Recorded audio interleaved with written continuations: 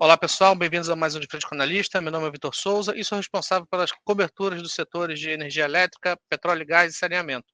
Hoje a gente vai falar sobre essa notícia recente, né, que é a proposta de fusão entre a 3R e a PetroRecôncavo. Então não se esqueça de deixar seu like, seu comentário, se tiverem perguntas, mandem aqui. E podem mandar mesmo, porque geralmente essas fusões, elas têm ali um certo grau de complexidade, a gente usa ali algumas premissas, nunca vai ser consenso, então a participação de vocês é sempre importante. Então é isso, gente. Agora é só puxar a vinheta.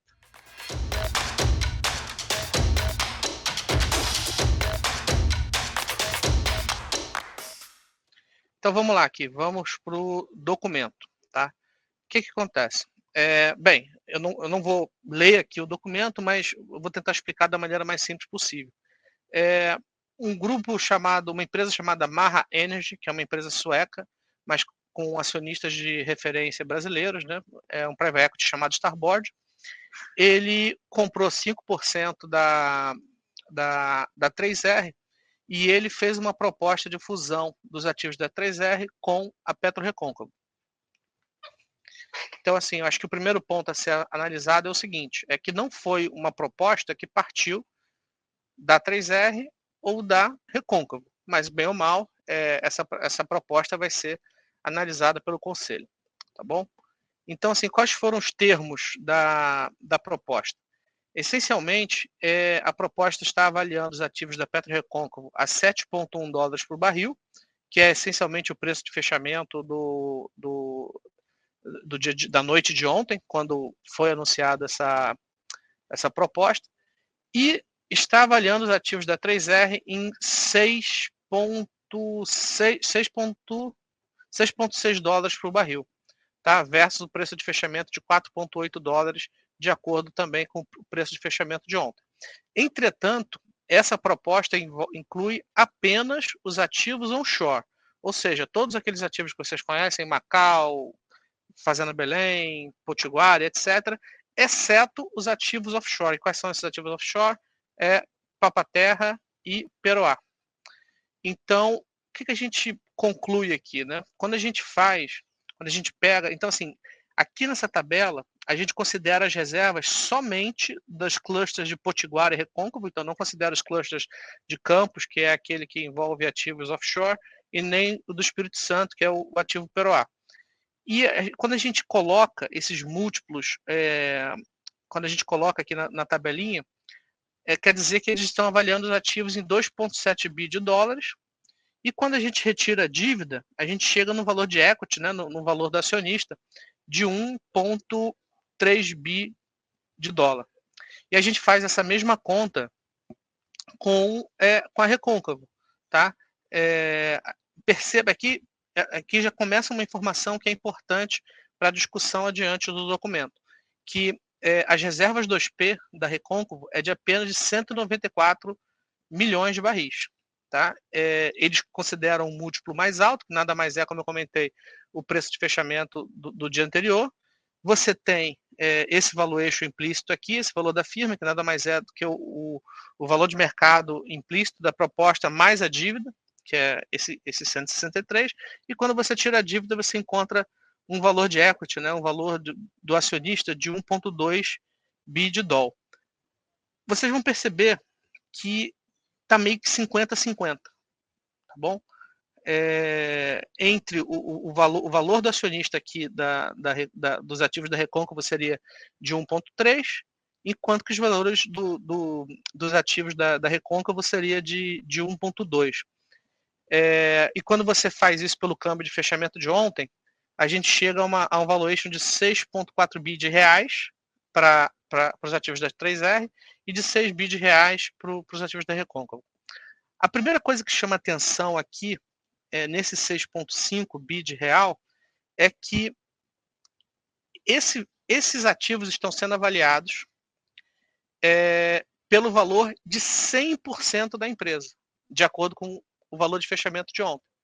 Então, assim, ele traz aqui algum prêmio em relação ao que está sendo negociado no valor de tela. E dentro dessa proposta, supondo que ela se materialize, que tudo dê certo, o acionista da 3R teria esses ativos avaliados a 6,5, que seriam formados de uma nova estrutura. Então, assim, você teria essa nova ação a ser recebida, dessa nova empresa a ser formada, e você teria uma outra ação também no seu home broker, referente a esses ativos remanescentes, que são os ativos offshore, como eu já mencionei aqui umas 2 vezes, Peroá e Papaterra. Então você teria 2 veículos de investimentos, caso a proposta avance adiante. Então, assim,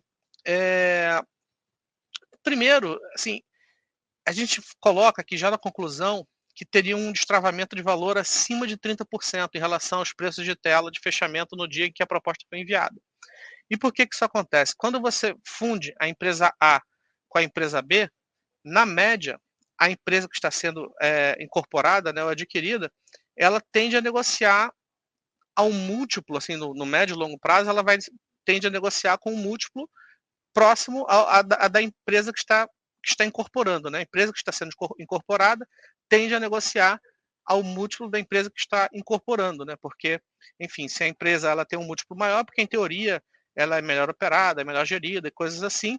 E aqui, como eu deixo claro também na conclusão, eu não estou nem considerando os ganhos de sinergia, tá? Que ao longo do documento eles mostram aí que é de mais de $1 bilhão, né? Só que esse $1 bilhão seria compartido entre esses 2 acionistas.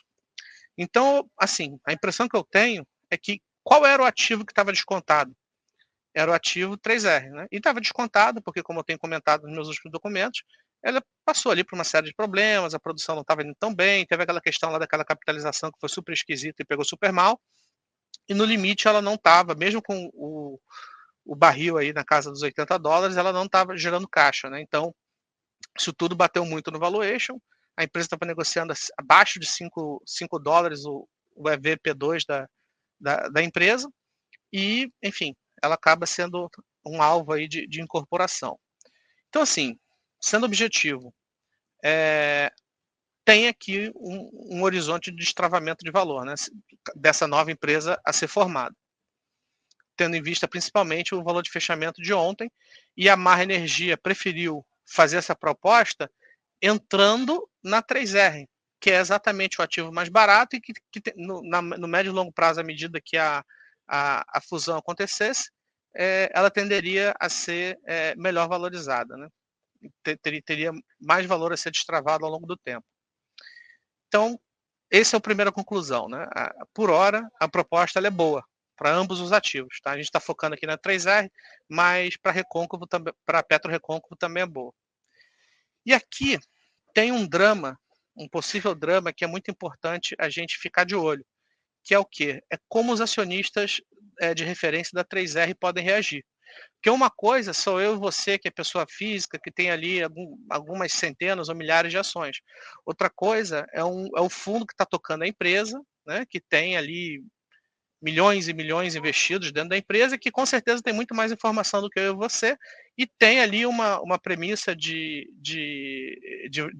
avaliação muito mais clara do que a gente, né?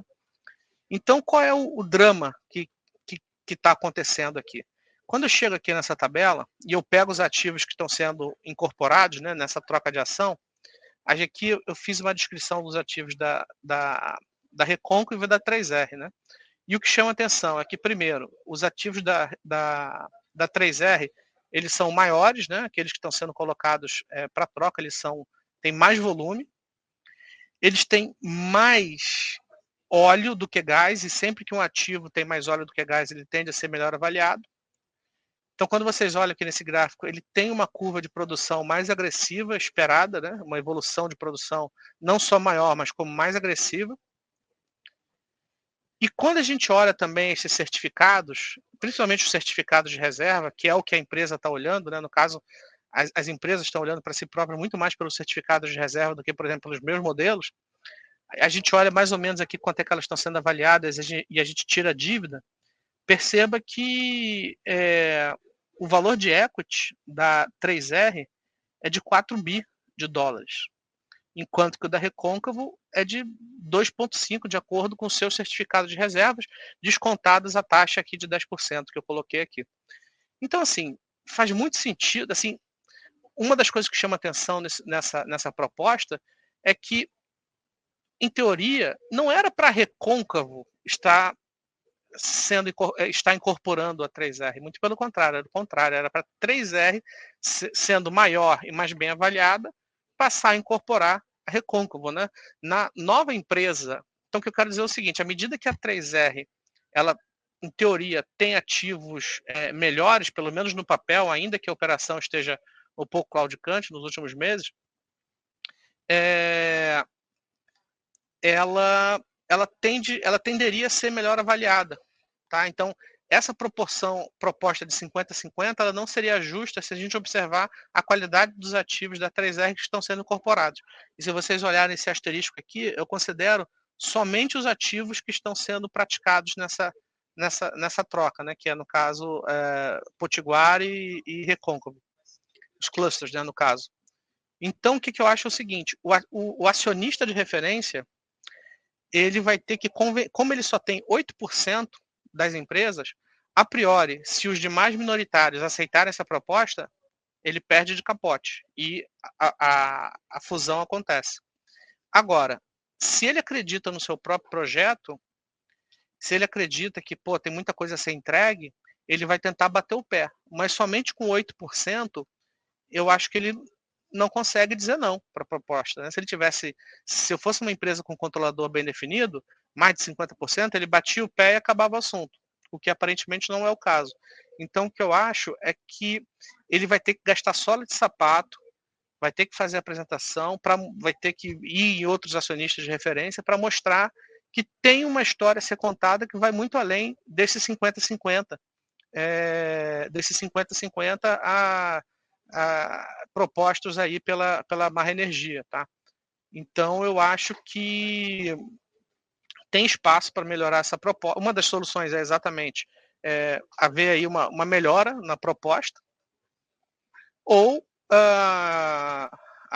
os acionistas de referência da 3R tentar mostrar trabalho, mostrar serviço, mostrar que tem muita coisa a ser destravada, né? Então, assim, eu cheguei a colocar aqui no documento os últimos 2 relatórios que eu publiquei sobre a 3R, que foi sobre o resultado do terceiro trimestre, mostrando que tinha algumas coisas ali melhorando, assim como os dados de produção, que foram razoavelmente positivos, o papel até subiu no dia, mas que poderia indicar uma virada de chave.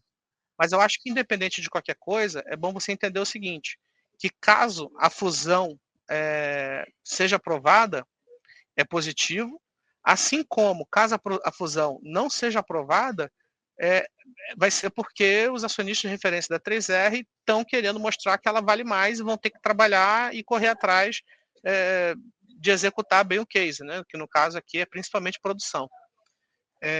Então eu acho positivo tanto de um lado quanto para o outro. Eu acho que, por enquanto, a esse preço que a 3R vem negociando, aparentemente dá pouco espaço para as coisas darem errado, exceto, claro, se o preço do petróleo começar a cair, aí vamos passar um calor aí.